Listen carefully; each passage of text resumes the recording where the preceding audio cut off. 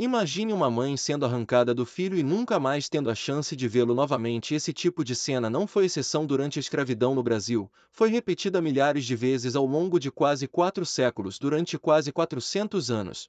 Milhões de pessoas negras viveram uma realidade marcada pela violência extrema, pela separação de famílias e pela perda completa da liberdade no Brasil. Homens, mulheres e crianças foram arrancados de diferentes regiões do continente africano. Muitos eram capturados em conflitos, vendidos por intermediários ou retirados à força de suas comunidades. Depois disso, eram levados até o litoral africano e embarcados em navios negreiros. A travessia do Atlântico era um processo desumano. Pessoas viajavam em condições extremamente precárias, amontoadas, com pouca comida, pouca água e sem qualquer higiene. Doenças se espalhavam rapidamente, e muitas não sobreviviam até o destino final. Quando chegavam ao Brasil, eram imediatamente vendidas como mercadoria, eram expostas, avaliadas fisicamente e compradas para trabalhar em diferentes atividades. A principal força de trabalho estava nos engenhos de açúcar, especialmente no Nordeste, onde a produção movimentava grande parte da economia colonial.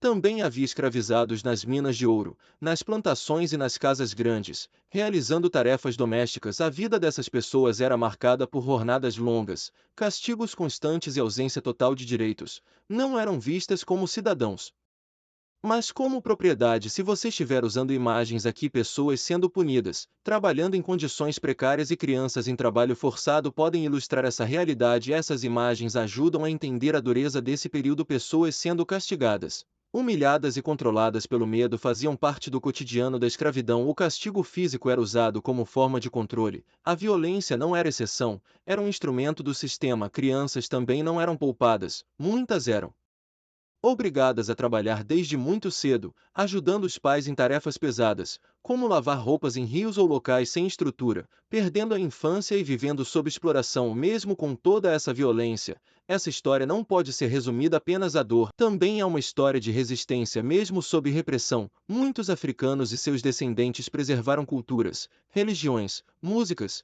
danças e conhecimentos que se tornaram parte essencial da identidade brasileira. A resistência acontecia de várias formas, desde a preservação de tradições até atitudes cotidianas de proteção e solidariedade entre os próprios escravizados. Além disso, muitos fugiam e formavam quilombos, comunidades organizadas em áreas afastadas, onde buscavam viver em liberdade e criar novas formas de convivência. O Quilombo dos Palmares foi um dos maiores exemplos dessa resistência. Ele chegou a reunir milhares de pessoas e resistiu por décadas a ataques constantes, tornando-se símbolo da luta pela liberdade. Com o passar do tempo, especialmente no século XIX, a pressão contra a escravidão aumentou. Movimentos abolicionistas cresceram, pessoas negras livres, intelectuais, jornalistas e diferentes setores da sociedade começaram a denunciar esse sistema. Ao mesmo tempo, mudanças econômicas e sociais também contribuíram para enfraquecer a escravidão no Brasil. Antes da abolição, algumas leis foram criadas, como a Lei do Ventre Livre, que declarava livres os filhos de mulheres escravizadas nascidos a partir de 1871, e a Lei dos Sexagenários, que libertava parte das pessoas com mais de 60 anos. Mas essas leis tinham limitações e não mudaram de forma real a vida da maioria das pessoas escravizadas. Esse processo foi lento, cheio de contradições e marcado por muita luta, e essa história continua no próximo vídeo, onde vamos entender como a escravidão começou a perder força e quais caminhos levaram ao seu fim no Brasil. Mas antes de falar sobre o fim da escravidão, é importante entender por que esse sistema conseguiu permanecer por tanto tempo. A escravidão não era apenas uma prática isolada, ela fazia parte da estrutura econômica e social do Brasil colonial e imperial. A produção de açúcar,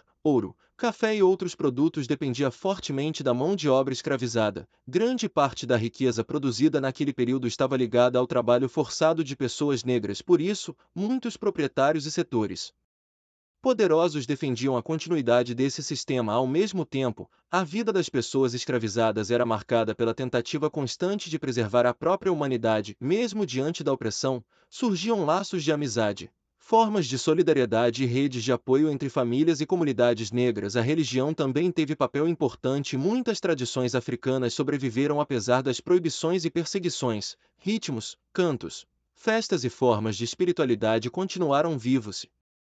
Atravessaram gerações. Esses elementos não representavam apenas cultura, representavam identidade, memória e resistência. Nas cidades, Pessoas negras escravizadas e libertas também ocupavam diferentes atividades. Algumas trabalhavam nas ruas vendendo produtos, carregando mercadorias, cozinhando ou prestando serviços mesmo vivendo sob controle e limitações. Muitos buscavam caminhos para conquistar pequenos espaços de autonomia. Enquanto isso, o Brasil começava a enfrentar pressões internacionais em várias partes do mundo. Cresciam debates sobre liberdade e direitos humanos, e o tráfico atlântico de pessoas escravizadas passou a ser questionado. Essas mudanças não significaram um fim imediato do sofrimento, mas começaram a criar tensões dentro do próprio sistema escravista. Cada revolta, cada quilombo, cada denúncia e cada ato de resistência mostravam que a escravidão não era um sistema estável ou aceito por todos. Ela era sustentada pela força, pelo medo e pelo interesse econômico, e aos poucos, essas estruturas começaram a ser desafiadas. Esse cenário preparou o caminho para mudanças profundas que aconteceriam nas décadas seguintes, e essa história continua no próximo vídeo, onde vamos entender como a escravidão começou a perder força e quais caminhos levaram ao seu fim no Brasil.